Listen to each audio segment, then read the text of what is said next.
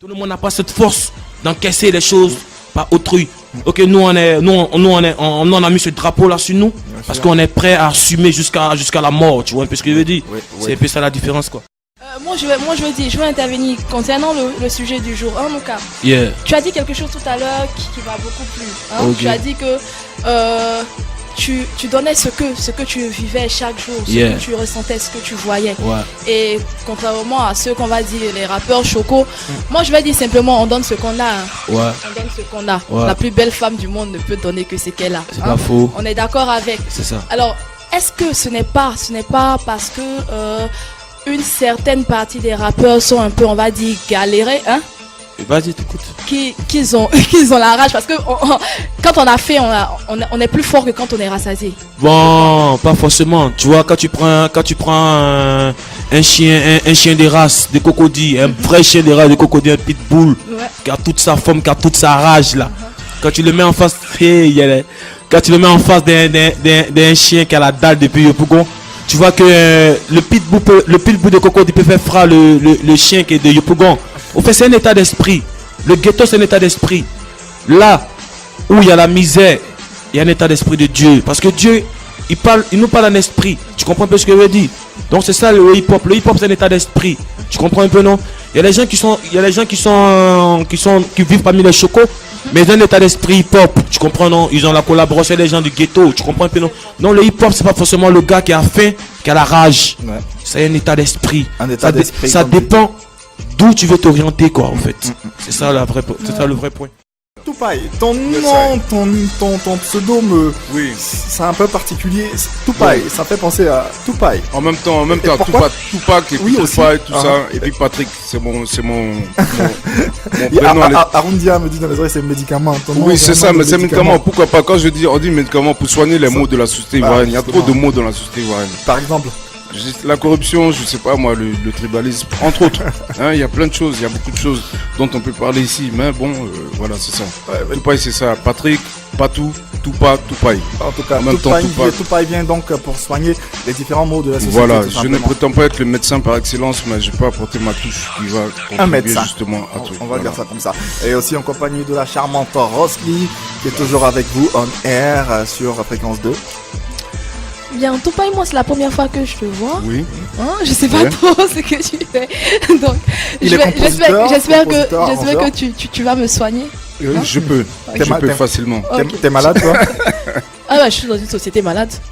donc t'es malade, ouais, c'est bien dit en tout cas. Ouais. Alors, notre invité d'aujourd'hui jour, son actualité, Nunca, on parle un peu de ton actualité. Qu'est-ce que tu fais de beau en ce moment? On vient d'écouter là le Scud, ça coupe cœur, qui a vraiment coupé les cœurs. Y'a pas faux, ça tue réellement.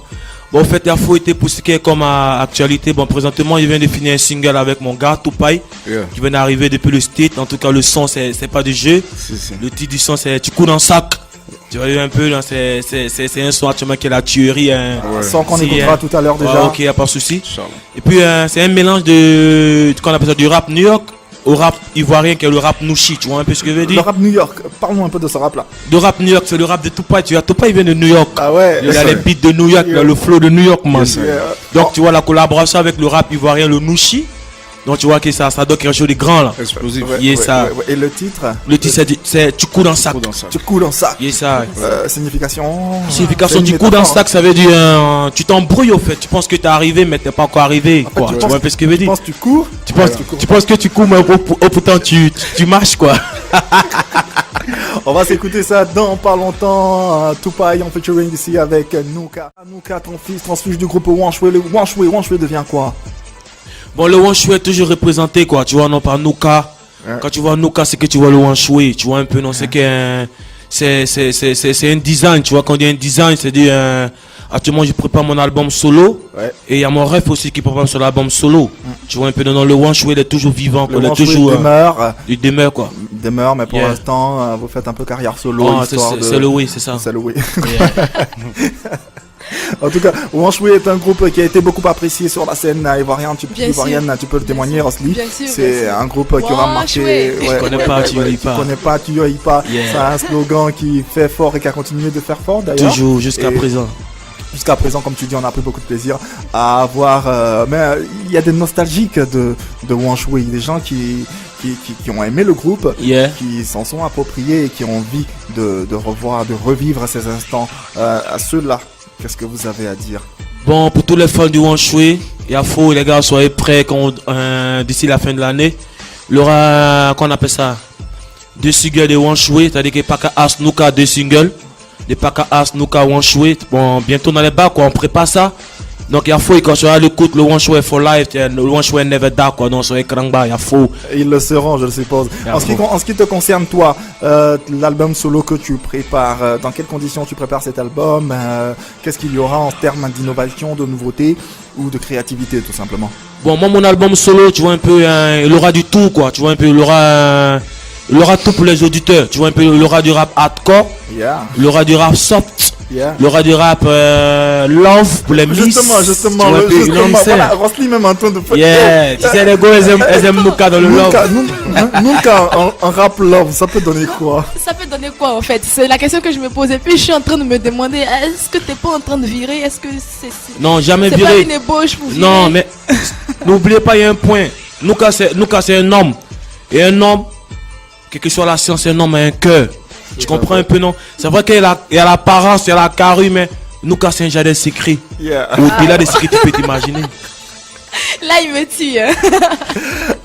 Big up à toi en tout cas. Et on va profiter également pour parler de tes différentes collaborations. Tu nous le disais, c'est fait maintenant depuis 1990 que tu es dans le circuit. Tu as eu pas mal de collaborations. Quelles ont été les collaborations qui t'ont le plus marqué? Bon, que tu gardes en mémoire, bon, la collaboration est déjà avec mon vieux père Black Jack. Black Jack. Black Jack et puis mon gars Tupai. Et puis j'ai collaboré aussi avec qu'on appelle ça, Roland le Benguis du coupé décalé. On a eu à faire un morceau. Tu vois un peu, c'est juste un morceau pour montrer aux gens que le hip-hop il est tout terrain, quoi. Le hip-hop c'est une musique universelle.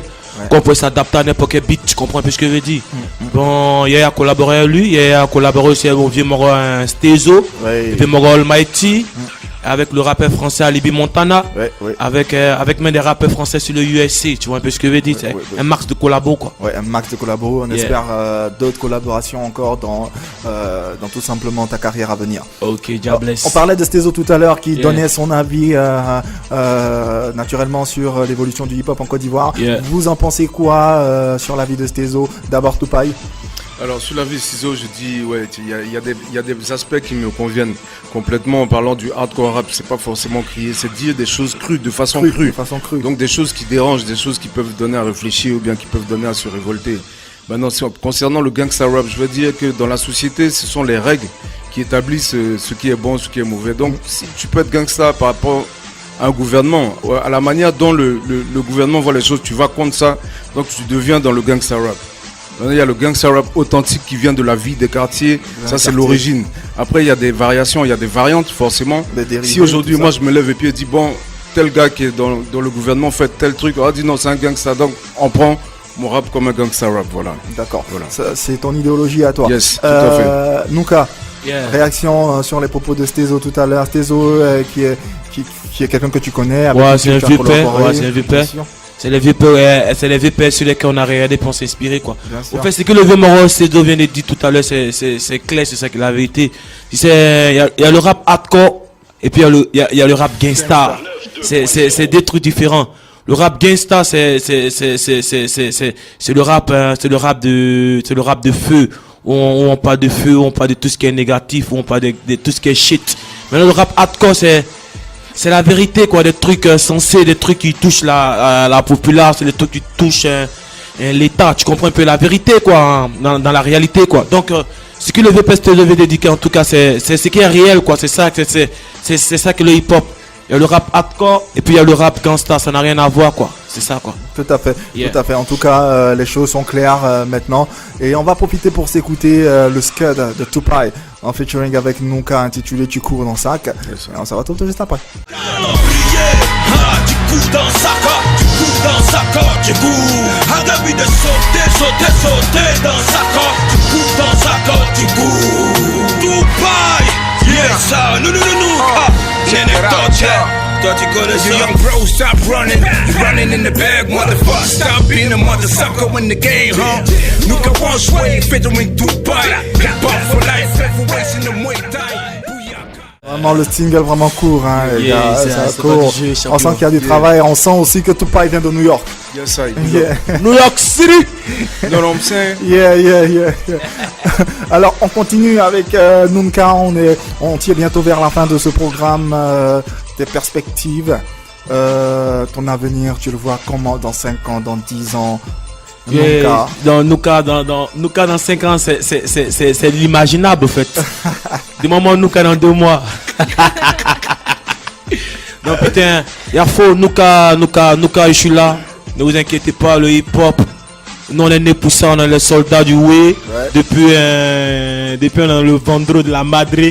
Tu vois un peu, donc c'est une puce qu'on a quoi. Donc dans 2 ans, 4 ans, le hip-hop ivoirien sera le trône du hip-hop africain quoi. Ouais. Yes, c'est pour ça qu'on est calé man. On espère tout simplement que tu porteras la couronne. Non t'inquiète. La Côte d'Ivoire portera la couronne. Nous on n'aura plus ça. C'est mieux dit d'ailleurs.